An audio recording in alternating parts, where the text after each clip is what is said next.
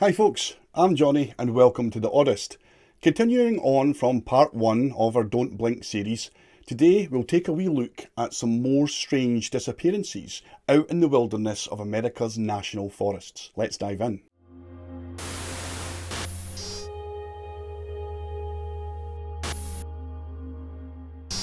This story revolves around a park ranger employed by the National Park Service at Smoky Mountain National Park. We'll call him Jeff. He was out on one of his regular patrols and decided to stop for a break and have a drink of water. As he opened his canteen and took a sip of water, he suddenly became aware of something peculiar, something he had never experienced before. It was deathly silent. There were no noise from insects, there was no wind, and even more concerning, the constant ambient sound of the nearby stream had stopped. He decided to take a break, and he sat with his back against the trunk of a nearby tree. He had this overwhelming sense of foreboding. Sitting against a tree in this way meant that if the silence was due to a large predator, then at least it wouldn't be able to sneak up behind him, and from where he was sitting he had a full 180-degree view of the forest. He could feel the gentle breeze on his face, and as he looked up at the canopy of trees above him, he could see the branches gently swaying, but he couldn't hear the typical rustling or creaking of any branches. He would later say that it felt like he was inside a bubble or cocooned in some kind of thick blanket. After a short time, he was clearly freaked out and decided that his best option would be to get up and head back to the main trail. After Jeff stood up, he took 4 or 5 steps and suddenly stopped in his tracks. Looking down at his leading foot, he could see that it had completely disappeared. Standing in utter disbelief, staring at his own foot, everything from the middle of his shoe to his toes were gone. As if he had been caught in a strange bubble and somehow he was about to step out, but only the front portion of his foot had breached this invisible barrier. When he pulled his foot back, it would reappear as normal. He reached out with his right hand, groping at what he said seemed like an invisible veil or a curtain. To Jeff's horror, his hand and shirt cuff would vanish in the same manner, only to reappear when he quickly pulled it back. Afraid to advance any further, Jeff would return to the foot of the tree and sit back down. After 10 minutes or so had passed, to Jeff's relief, the regular sounds of the woodland had returned, the birds, the creaking branches, and the babbling stream. It was like someone pressed the unmute button on the world. He took the first few steps again towards the area where he had this strange experience. This time, however, he was able to move past the vanishing point and successfully got to the trailhead and back to safety. He had this horrible feeling in his gut, the feeling that he just experienced the unexplainable. How could he tell anyone what just happened? No one would believe him. But more than that, he believed completely that he almost was another statistic, another unsolved missing persons case of one of these national parks. During the early 1990s, 2 siblings were goofing around in the backyard of their home in the outskirts of rural Michigan. The back garden was a large open space of grass which butted up against a dense woodland. Early one night, the 2 kids ventured out into the garden after dinner, as they had done so numerous times before. The 7-year-old daughter of the family had punted a ball out of bounds and into the tree line. As the 2 kids debated as to which one of them was brave enough to go and fetch the ball, ultimately it was their slightly older brother that decided that it was his duty to show no fear and collect the item from the looming trees and the shadows created by the sun starting to set across the horizon. The 9-year-old boy made his way the short distance to the tree line, but when he was only a few meters away from the undergrowth, their ball was propelled out of the woods, landing on the grass right in front of them. As the duo stared blankly into the woods, hoping to catch a glimpse of who had returned their ball, they became aware of some kind of movement in the trees, hidden in the shadows. Their first and obvious reaction was that it must have been their father playing a prank on them. Their mother certainly wouldn't be out in the dark, thick forest, and the nearest neighbour was miles away. But Dad, well yeah, this seems like the type of joke that he would play. Any moment now, he would emerge from the tree line and they would all have a laugh at the look on the kids' faces. But Dad wouldn't show. Instead, as the kids looked more intently, they could see a strange, pale face staring back at them. The figure was tall, certainly taller than either of their parents.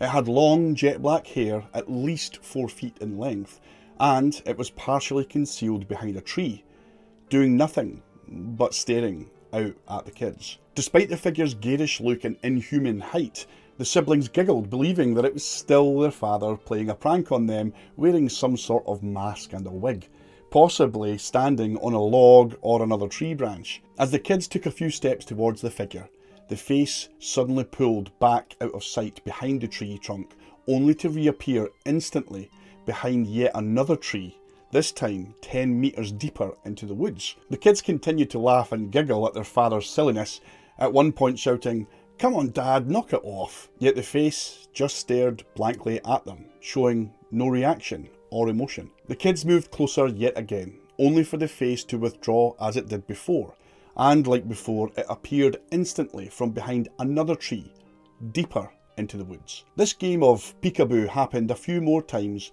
before the boy, in his frustration, decided to charge at who he believed was still his father.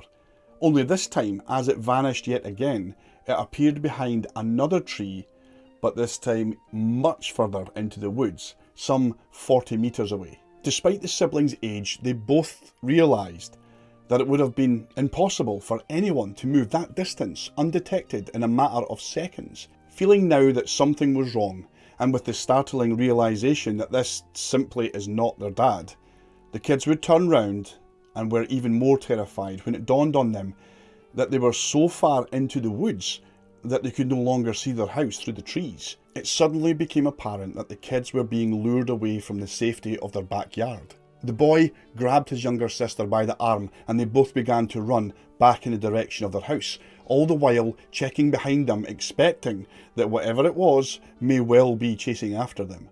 But whatever this thing was, it was simply standing there, just watching them, allowing them to escape. This part of the story reminds me of that feeling that you get when you're a kid.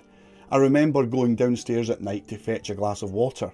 When you're a kid, ascending the staircase back into the dark, you'd have this horrible, overwhelming feeling that something was right behind you, snatching at your heels. On the weekend of the 14th of June, back in 1969, the male members of the Martin family would plan a wee weekend trip away, as that particular weekend was also Father's Day. So Dennis, who was 6 years old, his older brother and their father and grandfather all decided to go camping for the weekend. Travelling from their homes in Knoxville, the destination being the Great Smoky Mountains National Park. This was something of a family tradition. The family hiked from Cadies Cove to Russell Field, where they set up camp and spent the night. The next morning, the Martins would wake up early and pack up all their gear and began the hike to Spencer Field, which was just off the Appalachian Trail. Once there, the plan was to set up camp again, and the plan was to spend the night there. Later that afternoon, around 4 p.m, another man who was camping nearby was passing.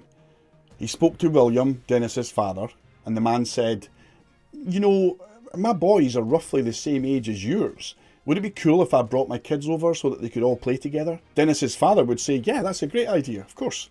Camping and making friends along the way is, after all, what it's all about," and he felt happy at the idea of his boys making these memories just like he did with his father when he was a kid. So, a short time later, all of the kids were together and running around just having a great old time. They would play tag and other games, including hide and seek.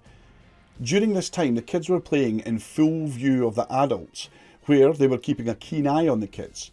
Sure, the camping experience is great for them, but safety is paramount, so the kids knew the entire time that they had boundaries and not to stray off where the grown-ups couldn't see them. At one point, the kids decided to hide from their parents.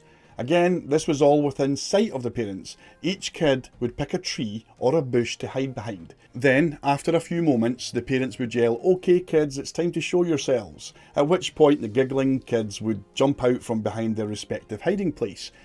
Only this time, young Dennis didn't show himself. But not to worry, because William, his father, was staring right at the tree that Dennis was behind the entire time. He never took his eyes off this tree that Dennis was hiding behind. So when he didn't show himself, his father walked over to the tree, calling out for Dennis. saying, "Right Dennis, game's over buddy, let's go." Only once he got to the tree, there was no sign of Dennis.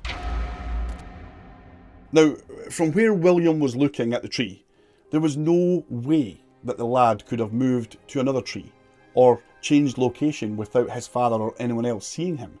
He literally was staring right at the tree the entire time. As panic set in, he began calling out for Dennis and ended up running 2 miles up the Appalachian Trail the entire time screaming his son's name. He couldn't have gotten very far. The family all split up and spread out searching for the boy. There's just no way that he could have gone anywhere. Pretty soon a massive search was underway. In fact, it was one of the largest search efforts in park history.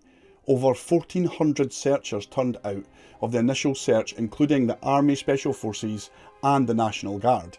All in all, the searchers covered an area of 60 square miles and found absolutely nothing. The boy seemingly vanished into thin air from behind a tree where he was out of sight for only a few moments. William Martin would reiterate that from where he was sitting, he had a clear line of sight to his son. He watched him go behind a tree. Moments later, he was gone. As he walked up to the tree, he never moved his gaze off of it.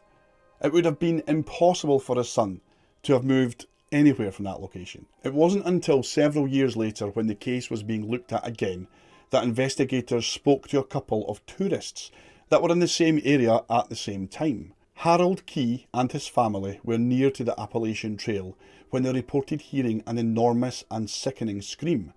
One of the Key children alerted the family to a hillside at the base of a mountain where, through the sparse trees, they could see what they described as something like a bear running up a steep slope with something slung over its shoulder. The father of the family would go on to say that whatever it was, it looked like a hairy creature type bear, but it didn't move like a bear or an animal. It ran on 2 legs, almost like a human. There were also reports of an unkempt, hairy man seen in the area at that time, and on that date running up the trail and into a white car. However, these reports were not taken on by the FBI and completely dismissed out of hand. It wasn't until the missing 411 investigations were underway that these witnesses' statements were brought to the fore. To this day, there is still no answers as to what happened to young Dennis Martin, and to date, it's still the largest search carried out in that national park. 19-year-old Charles McCullagh was a photographer. His speciality was landscapes and scenery. At the end of 1973, Charles was touring the west coast of the United States, visiting all the national parks to photograph the stunning views and beautiful vistas. When January of 1974 rolled around, Charles found himself in Oregon, as his next stop on his tour was Crater Lake. He travelled on his tour in his old Volkswagen van, but in order to get the good shots of the lake, he needed a different type of vehicle. So he reached out to a friend who owned an all-terrain vehicle. His friend agreed that he would drive him out to Crater Lake on his ATV. As the pair were driving out there discussing the surrounding area, Charles would make an off-the-cuff comment to his pal, saying jokingly, "If you don't hear from me after a while, go ahead and file a missing persons report." Eerily enough, after a few days had passed, Charles didn't show up, and his friend did exactly that. He filed a missing persons report. Soon, an extensive search was underway at Crater Lake and the surrounding area, but yet again, there were no signs of the 19-year-old. Members of Charles' family flew out to Oregon, and for months they would stay and continually search the area, only to find nothing. Over a year later, a couple of backpackers were hiking along the perimeter of Crater Lake when they strayed from the trail and got lost. They came to a small clearing, where they discovered a backpack. Inside this backpack, one of the items that was found was a very distinctive Volkswagen key. Family and friends of Charles McCullagh knew that he had a very unique key, so once the backpackers were able to return and report the findings to authorities, it was quickly determined that the backpack belonged to Charles. So another search team was formed, and they went to the area directed by the backpackers.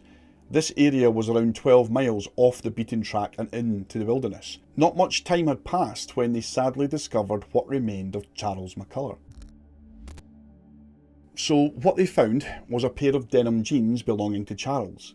The jeans were sitting on a log in such a way Like, right, imagine if someone was sitting on a log and blinked out of existence, leaving his pants behind. So, there sat his jeans, and tucked into the bottom of the jeans were his socks. Inside of the socks, they found his feet bones. There was no sign of anything else, like his jacket or his camera equipment or anything. A few feet away, they would also find a human skull, which was later confirmed to be Charles. His cause of death was ruled as natural causes, but his family, they just weren't willing to accept this.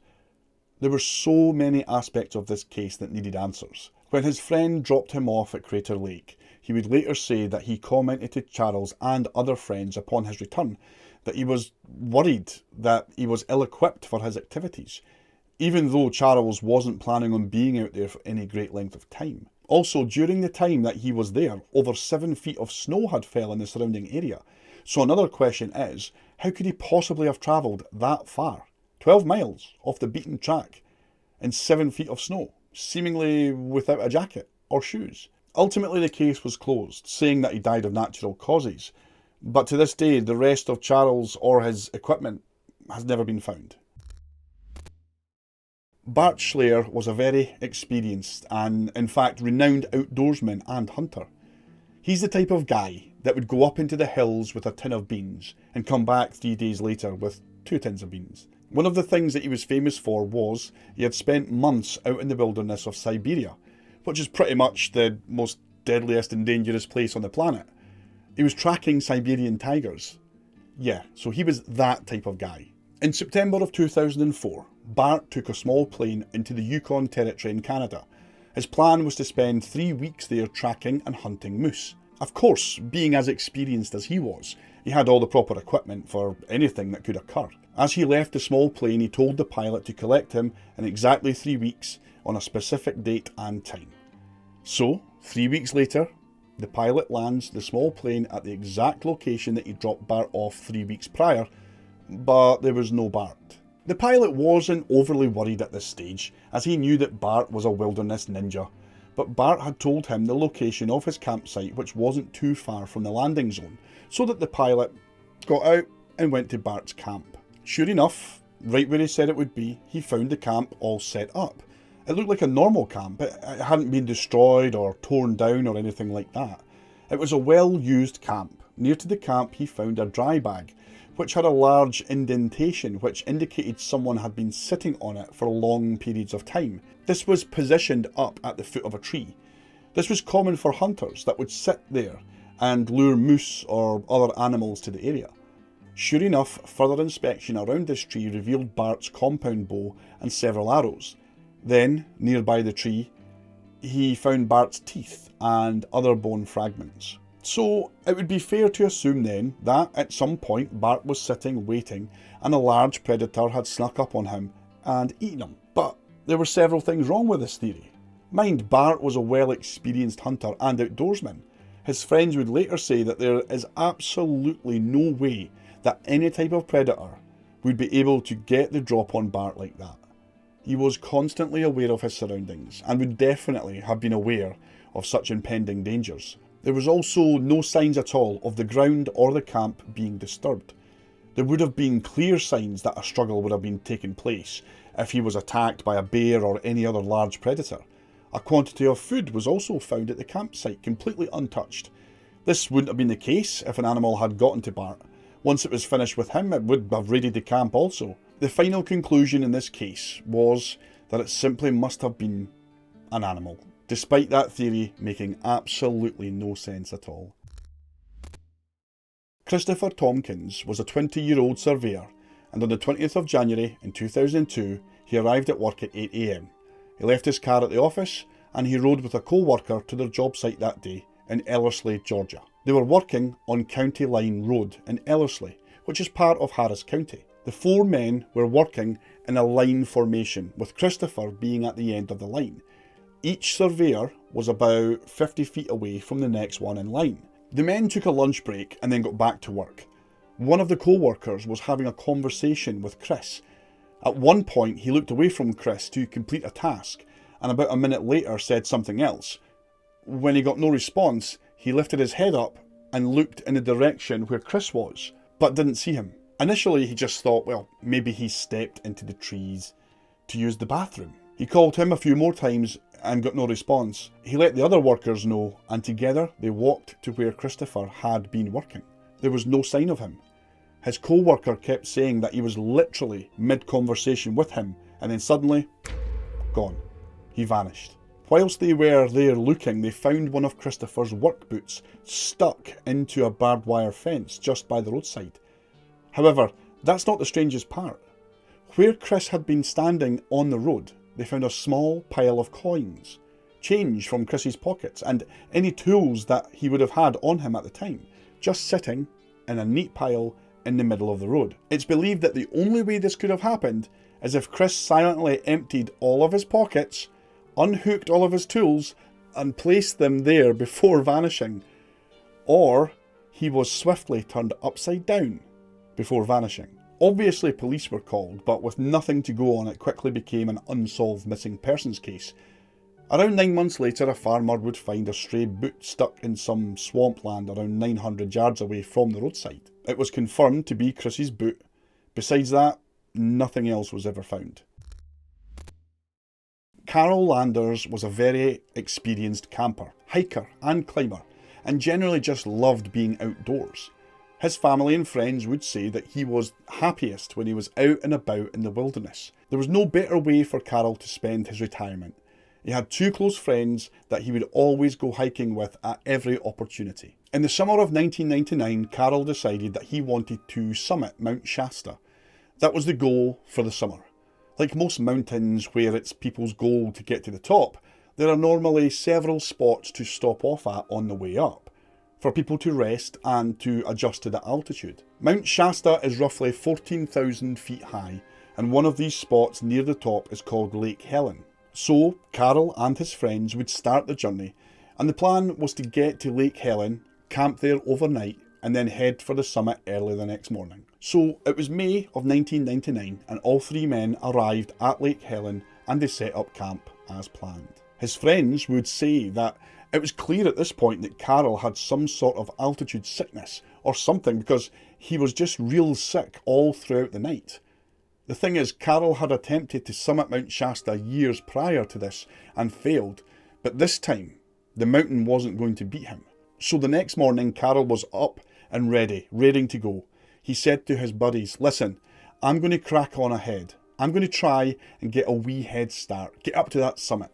It's only a short bit to go, and then that's it done, and we can tick that off the box. His 2 friends were not overly keen on this idea, but they knew Carol, and they knew that he was more than experienced, and it wasn't like Everest. It was really only 700 feet still to go.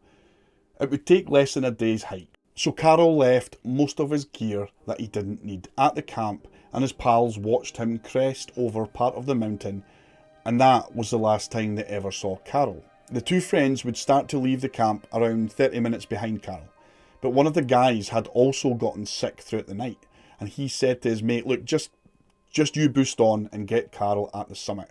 I'll hang back here and await at the camp, and I can watch her stuff. I'll just wait here for you guys to come back. So the friend that pressed on gets up the mountain and gets to the summit a short time later. But he's really surprised because he hasn't seen Carol yet. It's a fairly short distance from the camp, and there's only really one trail up the same, and it's the same one back down. But okay, the friend heads back down to camp, of course expecting to see Carol back down there. Somehow he must have missed him, right? Well, no, because once he got back to the camp, there was no sign of Carol there either. It just didn't make sense. It was a fairly open trail on the way up. It's not like there's even any cliffs or thick brush to obscure anyone. You would literally see anyone coming down or going up that trail. A massive search was subsequently launched to let you know how popular this trail was. There were around 50 to 100 people around that area that day, and no one reported seeing Carol at all. He had just simply vanished. Everyone on the mountain that day was interviewed. Until this very day, no one has any clue what happened to Carol Landers. Eric Lewis was an extremely experienced mountain climber, and in 2010, when this story takes place, Eric was 57 years old. Besides Eric, he had 2 very close friends that shared his passion, and as such, they too were also experienced mountain climbers. So in 2010, the trio decided that they were going to scale Mount Rainier in Washington State. This mountain is huge and is around 60 miles south of Seattle. The route that the friends opted to take that day was a fairly technical and tough route. So this would basically mean that all three men would be tethered in a line, and in this case Eric was the third man at the rear of the line. This was for various safety reasons. Although the men were not climbing a sheer rock face, it had been snowing heavily, and as the angles were steep at parts of the mountain, this was the only way to safely climb. The way it would work is, as they progress up the side of the hill or mountain, they would take breaks, and in order for this to happen, they would signal to the first guy in the number 1 position that he would anchor off the line, and the rest would join him, and they too would anchor off their lines, and this would mean that all three could rest using the torque of the ropes. Then, once the party was ready to continue, the first guy would head up a short distance, closely followed by number 2, then lastly, Eric at number 3 would follow. Over the course of the day, they would do this procedure several times. As the next rest stop was due, the first friend would signal to the other two as before, then he would anchor the line, friend number 2 would get up to his position, as before, and lock off his line, but as they waited, there was no Eric. When they pulled on the line, it soon became apparent that it was loose and light. As they wound the line up, they discovered that Eric was not on the line, and in fact, it looked like the line had been cut. Now, the only reason that the line would be cut is in an extreme emergency, something which there certainly was no indication of. The men quickly descended back down the slope because it had been snowing, and they would quickly be able to establish where Eric went. But to the men's horror, they found that the only footprints was the footprints that the trio left as they were moving up the mountain. There were no other footsteps leading off the trail or heading back down. There were also no obvious marks in the snow where Eric could have lost his footing or fallen over. It made absolutely no sense. It was literally as if something had yanked Eric clear off the face of the mountain. The men searched for a time, but as the weather was getting worse and visibility was also receding, they made their way back down and got authorities involved. During the subsequent searches, there was still no indication of where Eric could have gone. But during the same search, they found something ominous and very creepy. So, about 250 feet down and off to the side of the slope, they discovered a cave. This cave would have been very hard, if not impossible, to get to, especially in heavy snow. It was essentially an ice cave. Once the investigators got inside, they were shocked to find Eric's gear just sitting there. There were no footprints leading in or out of the cave. They just found his backpack and his gear neatly sitting inside this cave. But there was no Eric. And to this day, they've never found any trace of Eric Lewis. In 1999, Alan Atadero was living in the Comanche wilderness of northern Colorado along with his 2 children. Jocelyn was 6 and Jared was 3. They were staying at the Padre River Resort, which Alan was the co-owner with his twin brother. Alan was up at the resort at this time to help prepare the place for the upcoming winter season. He had recently separated from his wife, and he had joined a Christian single group. Members of this group had proposed to Alan that they could come and join him at the resort.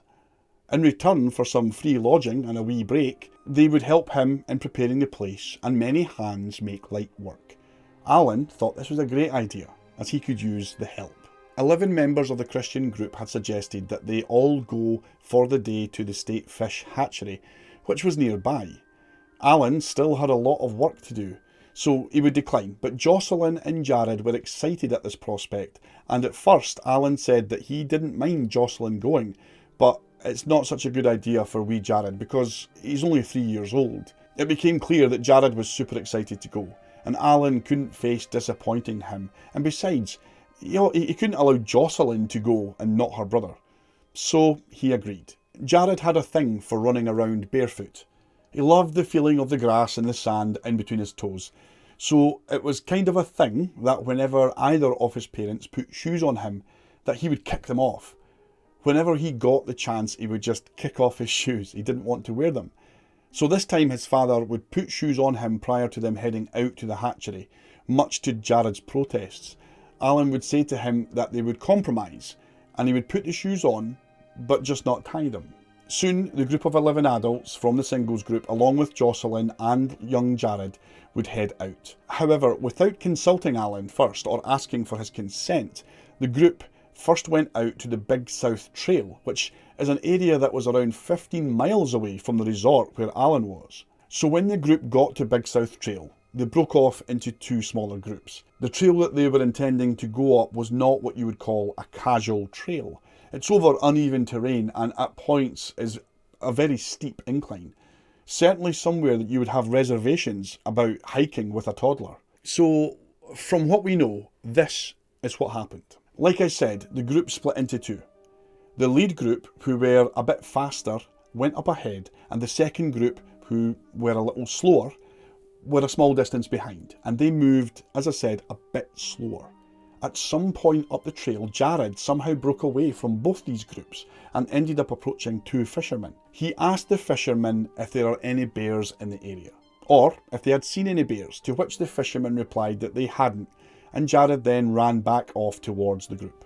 The fishermen would later say that they assumed that the kid was with the large group that was heading up the trail. Shortly after, the group became aware that they had lost track of Jared. Immediately, they regrouped and started to search for him, calling out his name and checking the immediate area. At some point during this search, a few members of the group said that they heard a child shouting or screaming, but they said that it wasn't a scream for help or fear. They said it sounded like the noise that a kid makes when it's excited. It sounded happy or gleeful. The group tried to pinpoint where they heard the noise and make efforts to locate Jared. But after a while and still no success, one of the group headed off the trail and back to the resort to fetch Alan and tell him what's happened. Alan and the members of the group get in his car and immediately drive to the trail. Of course, Alan was raging because you bunch of morons lost his baby essentially, and besides, they were all meant to be going to a hatchery. So yeah, Alan was beyond angry at this point. Once they got back to Big South Trail, the gravity of the task suddenly dawned on Alan. It was a long, high trail with dense forest, and he knew this would be almost impossible for him just to run around yelling for Jared, so he immediately contacted the authorities, and a massive search was launched. When the search and rescue team arrived, they felt confident that they would find young Jared. Obviously, this was their bread and butter. It was their job. They knew this area well. Also, the fact that they had two pieces of key information to go on, which was the sighting of Jared by the two fishermen, and also the noise of the kid that was heard by the group. So they already knew a rough area and a direction to go in. However, after a full 24 hours of searching and nothing was found, things looked bleak, and the rescue team came to realise now that they actually might not find this kid. The search continued on for over a week. By this time, a media frenzy had ensued, and it was national news. Hundreds of people descended on the area to both help in the search, but also just to be part of a news story, I guess.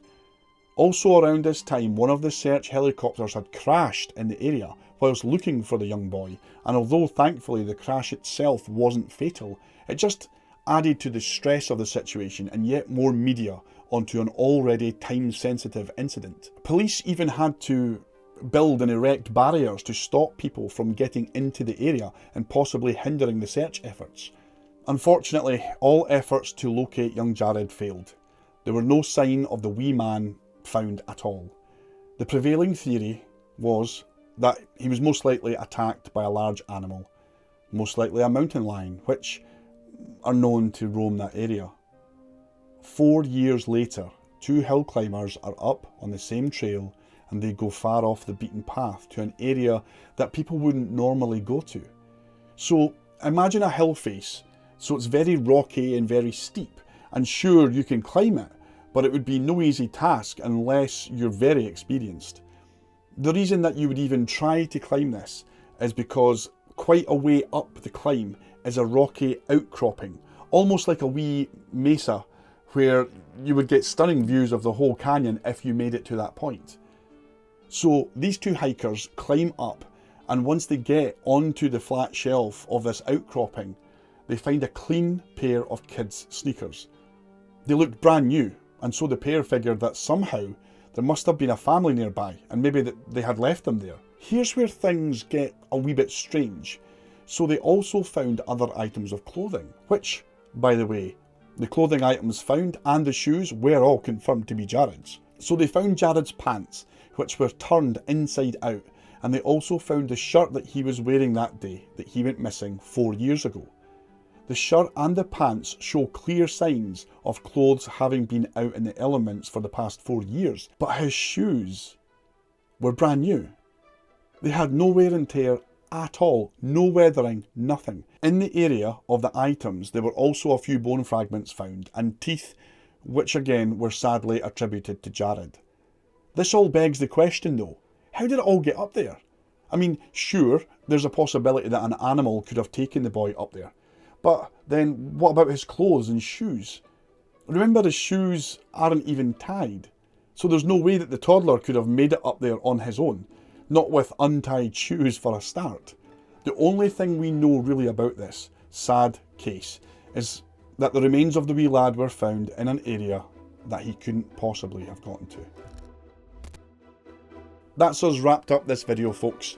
I really appreciate each and every one of you that takes the time to watch my stuff. Take care of yourselves, tell someone you love them, and remember, always keep smiling.